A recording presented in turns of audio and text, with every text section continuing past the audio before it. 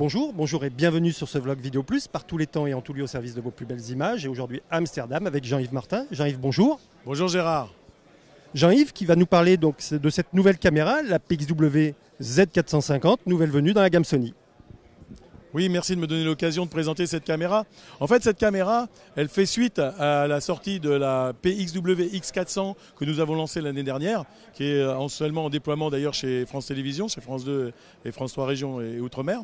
Et c'est la version 4K, la déclinaison 4K d'un châssis qui était déjà prêt pour ça quand on a sorti la X400. Donc toute l'électronique, tous les traitements vidéo, y compris les sorties prêts pour le futur en RJ45 sont là, sont déjà présents sur le châssis.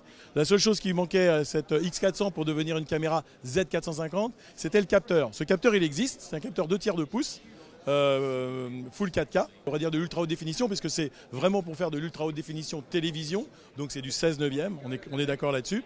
Et en fait, ce capteur-là, il va être parfait pour faire tous les parties magazines, documentaires, reportages en association avec des productions 4K.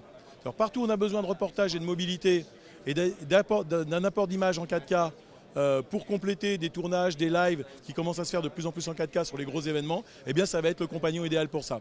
Donc on a beaucoup de chaînes de télé qui sont en train de migrer en 4K, en Corée, en Chine, en Europe on a aussi quelques touches. Et donc il arrive pile poil juste à point pour être le compagnon de reportage des grosses unités de tournage en 4K. Donc ça c'est le premier point. Le deuxième point de cette caméra, c'est la compatibilité des accessoires avec tout l'écosystème Sony. Donc des nouveaux viseurs de la gamme HDVF E20 et E30. Et on a aussi maintenant le L10 qui permet d'avoir un produit d'entrée très bon en qualité, très bon en résolution. Parce qu'évidemment, migrer de la HD vers la 4K nécessite d'avoir évidemment dans le viseur un signal irréprochable pour le point. Ça, c'est fondamental. Donc ça, c'est aussi le point fort de la caméra, c'est d'avoir un très bon process, image pour la partie viseur. Et c'était un petit peu ce qui pêchait dans les versions précédentes, la 400, etc. Donc là, très amélioré. Ça répond parfaitement aux besoins de ce que les JRI veulent pour être efficaces, rapides et opérationnels sur le terrain.